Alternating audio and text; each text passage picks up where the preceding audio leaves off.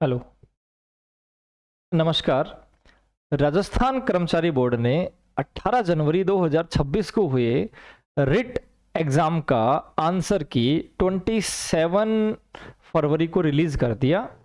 अब देखना ये है साइंस के अंदर कि कितने इस तरह के क्वेश्चंस थे जो राजस्थान बोर्ड के अकॉर्डिंग या एनसीईआरटी की बुक्स के अकॉर्डिंग गलत आंसर यहां रिप्रेजेंट कर रहे हैं, तो उनको डिलीट करना चाहिए। वीडियो पे बने रहना, 4 से 5 मिनट का ही वीडियो होगा और जो क्वेश्चंस मैं बताऊंगा वो ऑथेंटिक बताऊंगा विद प्रूफ। चलिए तो चलते हैं अपने सबसे पहले क्वेश्चन नंबर फर्स्ट पे। पहला क्वेश्चन क्या कह रहा है, थोड़ा सा धुंधला दिखेगा क्योंकि स्क्रीनशॉट होते हैं ये। पहला क्वेश्चन कहता है कि जो ध्वनि का वेग है उसको घटते हुए क्रम में बताइए।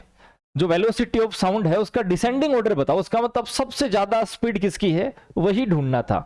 देखिए मैं यहां आपको दिखाता हूं, ये 2025-26 का जो 9th क्लास है उसकी बुक है। पेज नंबर 133 के ऊपर ये टेबल पड़ी है। यहां बड़े अच्छे से लिखा हुआ है कि एल्यूमिनियम जो था उसकी स्पीड होती है सबसे ज्यादा 6420 और स्टील जो है उसकी होती है तीसरे नंबर पे 5960। इसका मतलब सबसे ज्यादा स्पीड होनी चाहिए एल्यूमिनियम और एल्यूमिनियम के बाद आना चाहिए स्टील। लेकिन अपने जो आंसर की आई है ये रहा आंसर की का फाइनल आंसर। इसमें कह रखा है सबसे ज्यादा स्पीड होती है ई और उसके बाद आता है ए। इसका मतलब सबसे ज्यादा स्टील और उसके बाद एल्यूमिनियम, जबकि एनसीईआरटी की बुक के अकॉर्डिंग सबसे ज्यादा होना चाहिए एल्यूमिनियम। तो पहला ऐसा क्वेश्चन जिसके ऊपर आपत्ति दर्ज होएगी और ये डिलीट होगा। और जब 3 से 4 क्वेश्चन डिलीट हो जाते हैं तो जो कट ऑफ थी वो बहुत प्रभावित होती है। सेकंड क्वेश्चन,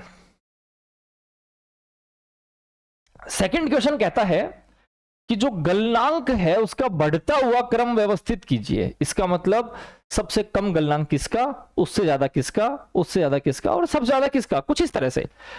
फिर से ऑप्शन नंबर डी माना है बोर्ड ने। ऑप्शन नंबर डी के अकॉर्डिंग क्या है, ऑप्शन नंबर डी के अकॉर्डिंग है कि सबसे कम होना चाहिए ऑर्गन का। ओके, उसके बाद होगा फॉस्फोरस का, उसके बाद होगा बी बोले तो मैग्नीशियम का और सबसे ज्यादा होगा किसका, सबसे ज्यादा होगा सोडियम का। ठीक है, स्टार्टिंग के 2 सही थे। वैसे ये कहां पढ़े हैं मैं आपको दिखा भी सकता हूं। ये जो अपना ऑर्गन था ये क्लास 12th के पेज नंबर 209 के ऊपर पढ़ा था और इसका गलनांक होता था 83.8। ये सही चल रहा था सबसे कम। उसके बाद जो 2 नंबर पे आया था वो भी अपनी जगह सही है, फास्फोरस। फास्फोरस पेज नंबर 317 पे पड़ा था, ये रहा 317 ही इसकी वैल्यू होती है। फिर आया था नंबर 3। नंबर 3 और 4 को ध्यान से देखना। नंबर 3 पे है सोडियम और सोडियम के लिए गलनांक है 371 और जैसे ही मैं लास्ट आया तो काफी बड़ा वेरिएशन मिलेगा अपने को। ये रहा मैग्नीशियम। मैग्नीशियम के लिए गलनांक की वैल्यू होती है 924। इसका मतलब सबसे ज्यादा गलनांक होना चाहिए मैग्नीशियम का। लेकिन हमें अभी अभी क्या मिला यहां पे, हमें अभी अभी मिला कि मैग्नीशियम का नहीं बल्कि सबसे ज्यादा होता है सोडियम का। ऐसा कुछ बोर्ड का मानना है।